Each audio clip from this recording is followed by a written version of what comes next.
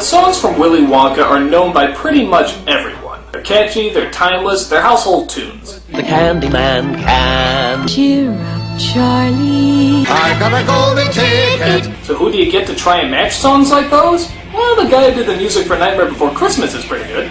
Composer Danny Elfman has practically done all of Tim Burton's movies, so it was pretty lucky that he also happened to be a songwriter. But how can you compete with songs that everybody knows and loves? Well, their solution was actually pretty clever. The songs don't appear until they enter the factory, and are only sung by the Oompa Loompas. But with every song they sing, they try a new decade of music. They start off with a 50s mambo, Augustus Gloop, the great bakery nincompoop. a 60s disco, a 70s hippie song, and an 80s rock homage.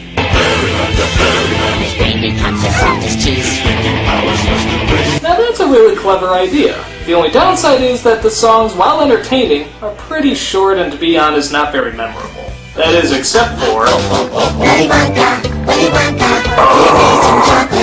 This song tormented so many people months after they saw this flick. It's so catchy you'll bleed your brains out of your ears. There's so much generosity, there's no way to contain it. But enough of that. So enough of that. For God's sakes, at least play something else! Shut up! But how does the rest of the music fare out? Well, they both seem to match the tone they're trying to set. Wonka's is a bit more whimsical and smooth, where Charlie's is a bit more quirky and deranged.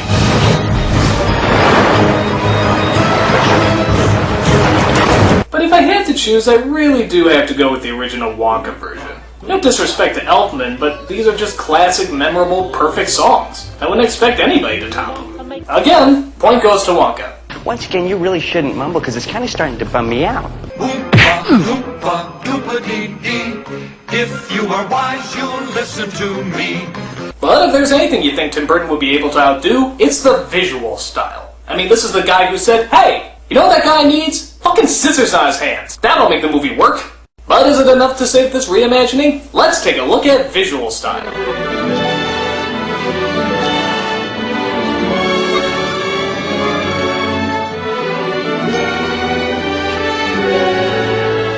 This one really is like apples and oranges because they both have very distinct looks. The look of the Wonka movie has sort of a timeless feel, almost like it could take place anywhere.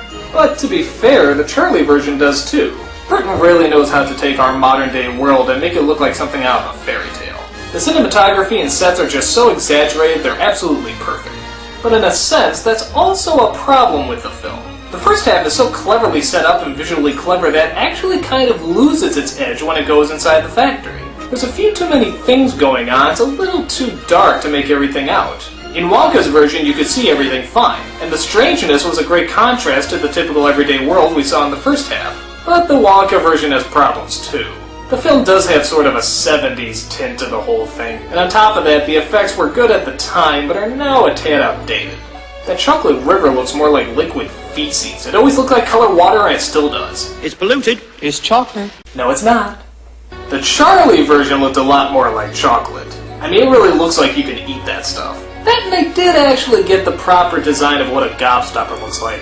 I mean, what the fuck are those? Can't you see? It makes everlasting gobstoppers. No, that's a radioactive paperweight. I'm not sure what you smoked to see gobstopper. In the Charlie version, the factory never did look quite right, but at least it did look more like a factory, particularly in the opening credits. A close call, but I am gonna go with the Charlie version. They just had more money, more time, and a visionary nutball to make it all look good. Point goes to the Charlie version. He's absolutely bonkers.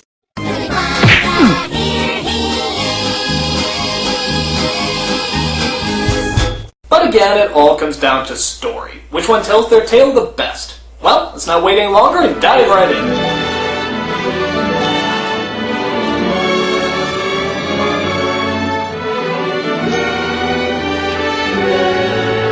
While both versions seriously deviate from the book, I give credit that they both create their own vision of what they're trying to say. As I said before, the Wonka version is more focused on the Charlie character, and the Charlie movie is ironically more focused on the Wonka character. Isn't that strange? And I have to be honest, I went into the Charlie version expecting to hate it. But when it started, I didn't find it that bad. It seemed creative and felt like it was trying to start its own unique version that actually kind of worked. That is, again, until Death showed up. But then again, the Charlie version is almost banking on the fact that you saw the other version. The scene where Grandpa Joe walks is almost glanced over, and like I said before, Charlie is so underdeveloped you could pretty much just run the movie without it. He's pretty much a footnote next to Wonka. The film also shows a lot more. Like, I never really wanted to see Loompa Land. I had my own vision of what a Vernicious Knid looked like, and it did not look like that thing. In fact, I still have my kindergarten drawing of what I thought one originally looked like. I had issues. It also bothered me how we don't know if the kids survived in the Wonka version, yet we clearly see them survive in the Charlie version. I think the message sticks much more to kids when you don't know if they survived, but there's still that possible out that they did. There's also no Slugworth, but that wasn't really in the book anyway. And there's also no outburst at the end, which seemed to really put Charlie's innocence and kindness to the test. Now granted though, the Charlie version did update a lot of plot holes. Like, why shrink down a giant piece of chocolate that could make like 50 bars into one? In this version, they actually say they want to teleport it through television, which is a lot more clever.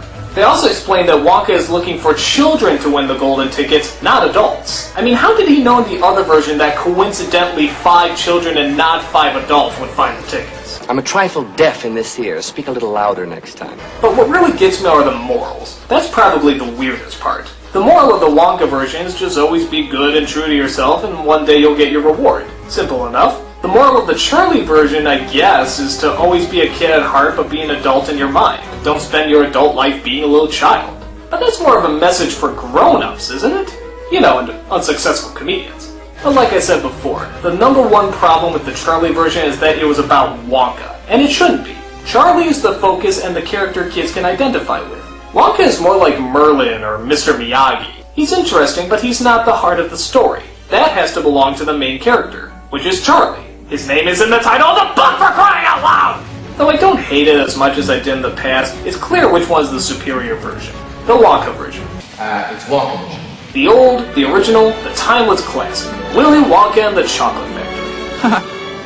No way. Oompa, loompa, doompa-dee-dee. If you are wise, you'll listen to me.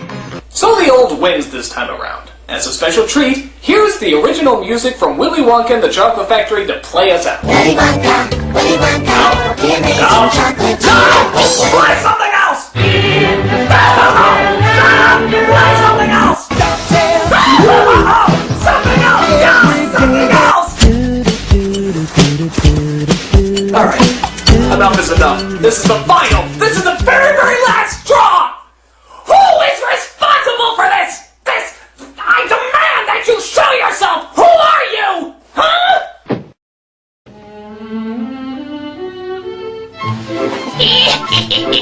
Ain't I a stinker?